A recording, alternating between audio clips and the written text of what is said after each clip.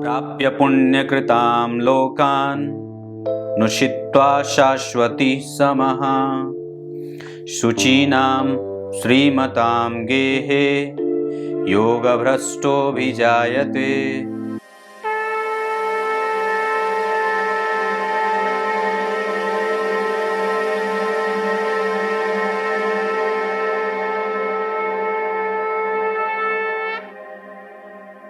दर्शकों नमस्कार, एक बार फिर से उपस्थित हूँ आप सबके सामने। दिवाली कैसी रही है आप लोगों की? हमारी तो सामान्य ही रहती है। दिवाली जो है वो दिवाली के बाद होती है।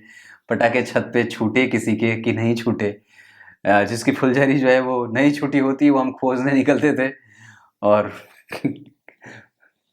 कौन सी जो है वो फुलझड़ी बाकी रह गई है उसको सुबह में जलाते थे। वो सब भी दिन थे बड़े अजीब। और फिर 20 रुपए मिलते थे, उसमें से बहुत सारी चीजें मिल भी जाती थी और बहुत सारी चीजें नहीं भी मिलती थी। हर बार लगता था कम ही है पैसे। कुछ कुछ ऐसे जो थैला भर भर करके पटाखे लाते थे। हमारी इतनी छोटी थैली होती थी, उसमें जो है वो एक पैकेट, वो 3-4 रुपए 5 रुपए की फुलझड़ी आती थी, दादी लेके जाती थी। और एक गोल टिकिया, वो जिसको वो जो छोटी बंदूक वैसे ऐसे वो भी नहीं मिलती थी हमें, चट्ट से दीवार पे पटकते थे, पट्टे से हो जाती थी। और चरखी वगैरह भी तो नहीं थी उस समय, गांव में कहाँ मिलती थी। फिर हम लोग उसको बीड़ी बम बोलते थे, बीड़ी बम वो छोड़ते थे।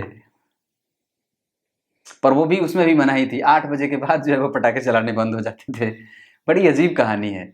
अब पटाखे हैं, पैसे भी हैं, वक्त की कमी कहें या फिर बड़े हो गए, बुद्धि बड़ी हो गई। आप लोगों ने दिवाली में क्या क्या किया है मुझे लिख करके भेजिए मेरे ईमेल पे, और मैं उसमें से जो सबसे अच्छी कहानी होगी, जो मुझे सबसे अच्छा अनुभव प्राप्त होगा, उस व्यक्ति से मैं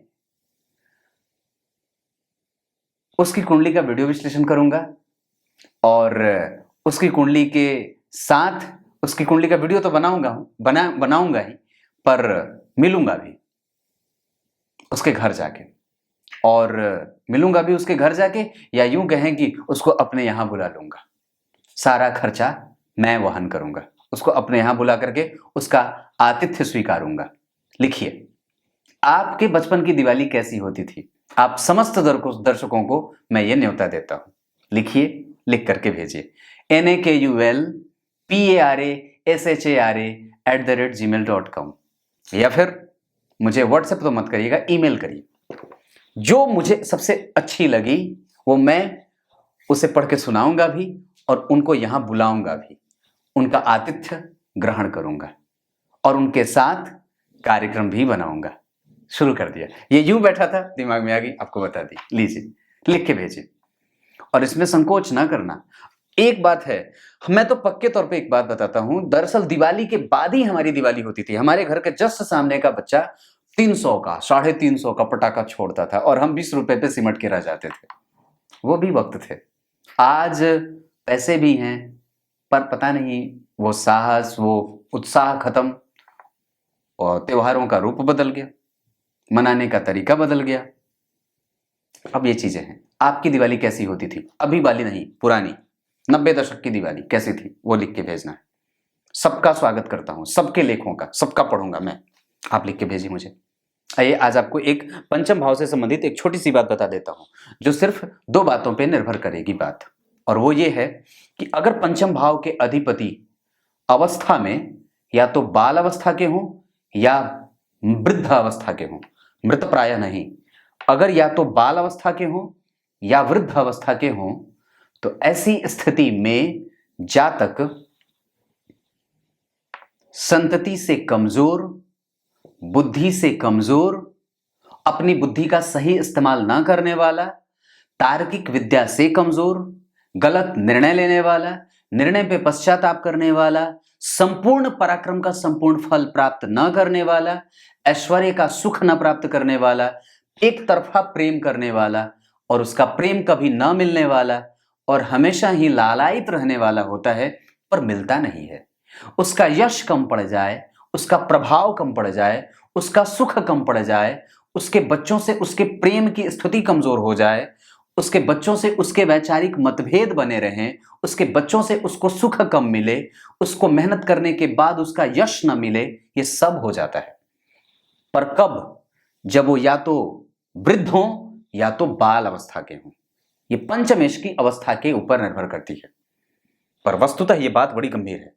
इस भाव को आपको चेक करना है कि इस भाव में जो अंक लिखा है उस अंक के अधिपति डिग्री में कितने हैं, और वहां पे जो संख्या बनी है वो सम संख्या की बनी है या विषम संख्या की बनी है।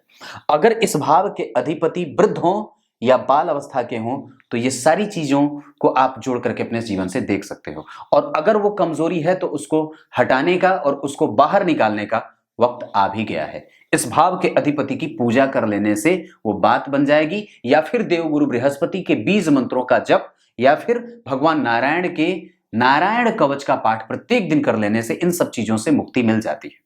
अब आइए आपको कार्यक्रम के आरंभ में बोले गए गीता जी के श्लोक का अर्थ। आज तो मन करता है खाली आपसे बैठ के बात ही कर लूं। हम लोगों की दिवाली भी बड़ी अजीब होती थी, नाली में से बम निकाल करके फोड़ देते थे, हाथ लगाते थे, बड़ी चीजें होती थी।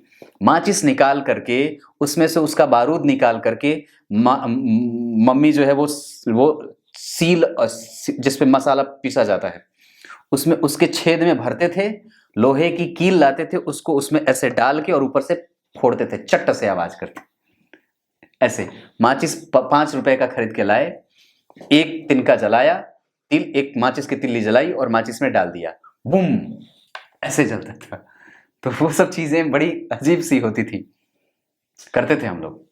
आप लोग भी मुझे जरूर बताइएगा। अब आइए आपको कार्यक्रम के आरंभ में बोले गए गीता जी के श्लोक का अर्थ बता देता हूं। गीता जी के 6 अध्याय के 41वें श्लोक में भगवान ने बात कही है। क्या कही है? जो मेरी तरफ अपना पैर बढ़ा देता है वो निस्संदेह अनंत काल तक स्वर्ग की प्राप्ति या उत्तम लोकों की प्राप्ति करने के बाद जब उसका जन्म होता है, जब उस पुण्य का क्षरण होता है, तब वो जब जन्म लेता है तो फिर भी एक श्रेष्ठ कुल में उसका जन्म होता है, एक श्रेष्ठ कुल में उसका जन्म होता है।